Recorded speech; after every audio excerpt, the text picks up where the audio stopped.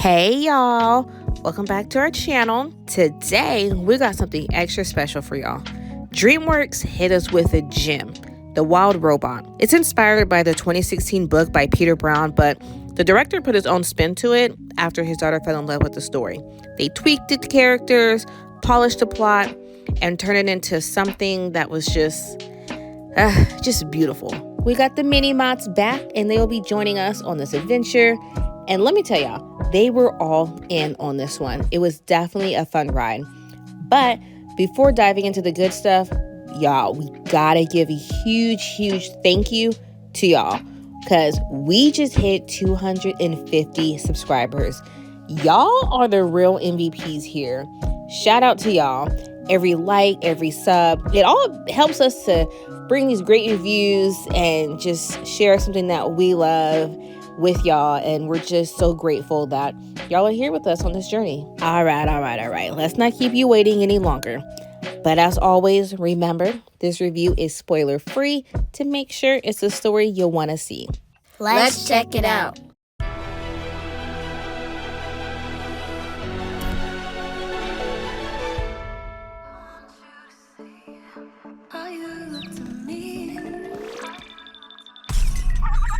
I do not have the programming to be a mother. In The Wild Robot, we're dropped into a futuristic Earth where technology is everything. Robots are part of everyday life. They're built for families and designed to serve humans, even though we don't see them as much here. Enter Rhames, a robot who gets lost after falling off a cargo ship and winds up in the heart of a wild, untamed forest. She goes by Roz for short, and she is voiced by the incredible Lupita Nyong'o. And Roz's mission is simple: complete her task and care for her subject. But in a world so different from what she was made for, you can't help but feel those big Hero 6 vibes with shades of Baymax and her heartwarming need to help. No offense. I am a robot. I cannot be offended. You really feel it when Roz meets the little gosling. She goes through all the highs and lows of motherhood, y'all, and life itself, from the first moments to the struggles in between and everything that comes after. It's a beautiful journey that hits hard. This movie, y'all, it wasn't just good. This was one of the best, for me personally, my opinion, one of the best animated films I've seen in a long time. It's definitely going to be in my top 5 kid-friendly movie list. You got the visuals that were just absolutely stunning, breathtaking. I was captured immediately from the beginning. I was hooked. Sign me up. One might worry, though, about how a movie with a full animal cast will hold the attention of adults. But trust me, that was not a problem, as this one nails it. The animation style, it kind of has the same gripping eye-popping charm as Into the Spider-Verse.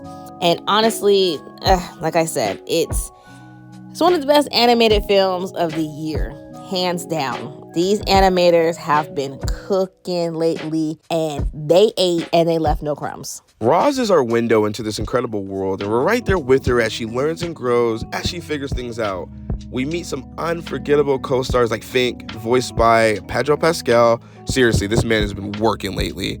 And at first, Fink gives off this antagonist type of vibe, consistently challenging Roz. Think like a Nick Wilde from Zootopia. Blood, and death. All right, you know what, you're milking it. But just like Nick, Fink becomes a guide, helping Roz and us explore this deeper world and really asking those deeper questions about survival, relationships, the whole predator and prey dynamic. Like, even though there's no humans in this story, it's undeniably a human story at its core, diving into love, purpose, and what it really means to truly live. And there's one thing I have to point out: the score, because it's a whole experience on its own. From the early chase scenes to the sounds of the nature forest and the music just connecting to every moment, this stuff hits, y'all. And when we think about score or music for films, we think it as like a support or sometimes even a crutch. But for this one, I could argue it led the film. Some scenes had no business as hitting as hard as they did, but the music took it to that level. I caught myself a couple times holding my breath more than once because the rising in the music just pulls you in completely. It hit a different vibe, y'all. There was one part in the movie that made me cry. It was when Bright Bill was leaving Ross so he could spend the winter somewhere else. I really liked how this movie was fun and different because it was fun to see Ross the robot taking care of Bright Bill. But after watching this, I really enjoyed myself. Now, going into this movie, I honestly didn't really know what to expect, but this movie, y'all, it got me so emotional. Like, I was legit in the theaters crying. It was really pulling on my heartstrings, and I don't know if that's the mom in me where I just was relating to the mom instincts, but I was so emotional, y'all. There was a moment in the movie where I thought the movie was about to wrap up, and honestly, if it did, I wouldn't have been mad. Things kind of picked up a little bit, and I was here for it. This movie had me feeling all the feels, laughing and crying, and I was really invested in the plot. I'm not even sorry to say I'll be rewatching this again and again. Kids, no kids, I'm in there. Clocking in at a tight-knit 1 hour and about 40 minutes, this movie packs a lot of heart. It really gets you from point A to point B in a really good timing. You really get to know the characters, especially Roz, and you can totally feel she's attached to this little gosling. One thing that caught me off guard is how they handled the circle of life. Shout out to Lion King. They didn't shy away from the tough moments either. The deaths, I mean, I don't know if you really call it that, but there were some times on there where the whole survival, like any costume, it shows, and they did it in a really creative way. There's something just raw and real that really pulls you in, and before you know it, you're fully invested. A part that I liked about the movie was when Ross and Bright Bill were together like a family, even though they were different. I really liked how this movie was fun and different because it was fun to see Roz the robot taking care of Bright Bill. Y'all, DreamWorks has been staying afloat lately. Sure, we got Kung Fu Panda earlier this year, but the wild robot is the fresh new origin story we didn't know we needed. It's packed with lovable characters and a whole lot of heart. We give, well, if y'all don't already know, we give the wild robot a heartbeat. Got a heartbeat. Bottom line, period. Take your kids to see this one. I promise y'all, they gonna love it.